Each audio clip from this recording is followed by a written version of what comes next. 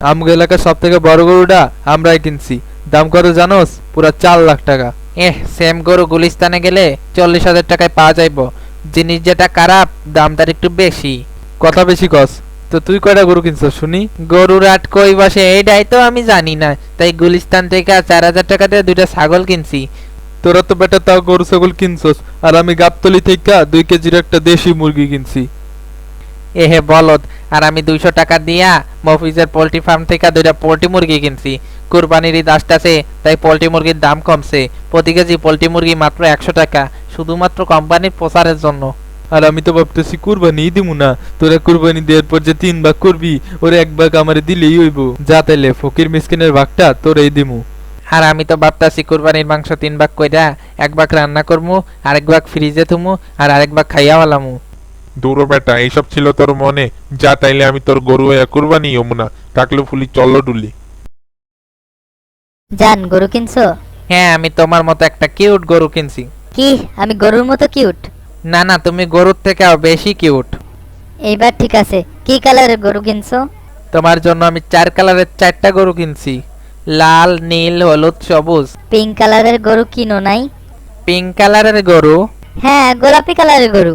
তুমি যদি বলো তোমার আকাশের ওই 4টা আয়না দিতে পারবো, কিন্তু পিঙ্ক কালারের গরু আয়না দিতে পারবো না। না না না, তাইলে খেলবো না। আচ্ছা যাও, তাহলে তোমার বাজার কালার ব্যাংক থেকে গোলাপি কালার আয়না দিমুনে।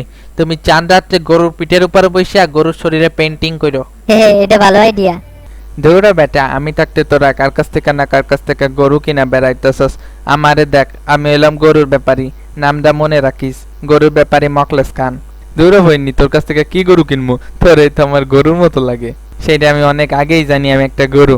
ধুরো কি কই, শোন, আমার কাছে পাবি মোটা গুণে আক্রান্ত চিকন গরু, ছোট বাছুর বড় গরু, শিং আছে শিং নাই, পা আছে পা নাই, লেজ আছে লেজ নাই, 2 ফুটের গরু উইথ 3 ফুটের লেজ, ল্যাংরা গরু, খোরা গরু, ইন্ডিয়ান গরু, অস্ট্রেলিয়ান গরু, ইন্দোনেশিয়ার গরু, জাপানি গরু, চাইনা গরু। চায়না গরু কেমন হইব? হ্যাঁ, চাইনা মালের কোনো গ্যারান্টি নাই।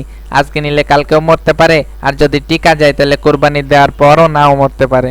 এ কেমন গরু? হে, ইহা দারুণ গরু। আমার কাছ থেকে গরু কিনতে হইলে এই ফর্মটা ফিল আপ করতে হইব। ফর্ম ফিল আপ না করলে আমি গরু বেশি না।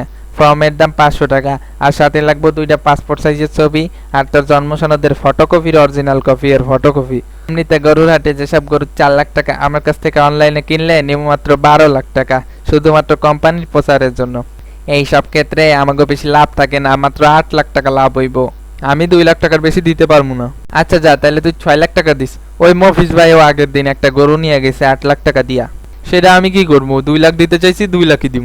আচ্ছা যাক, তোর কথাও থাক আমার কথাও থাক, 4 লাখ টাকা দিস। এরাম গরু তুই বাজারে পাবি, দরকার হয় আমি গরু জবাইও কইরা দিমু। দেখ তুই বাজারে দেখ কত গরু আছে, আমার মধ্যে ভালো গরু পাবি। আচ্ছা যা, তাহলে 4 লাখ টাকাই দিমু।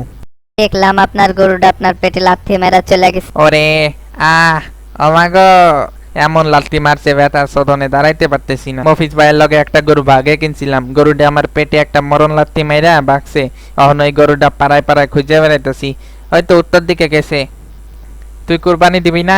আয় ভাগে দেই। শোন, 1 লাখ টাকা দিয়ে দুইজনে একটা গরু কিনবো। তুই 50,000 দিবি, আমি 50,000 দিব, কিন্তু ভাগে আমি নিব 2 ভাগ আর তুই নিবি 1 ভাগ। রাজি থাকলে এমন ক।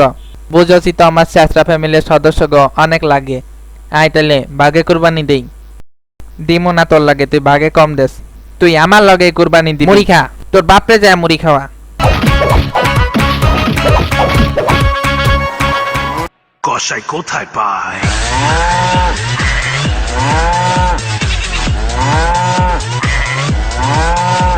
সবাইকে হাম্বা মোবারক।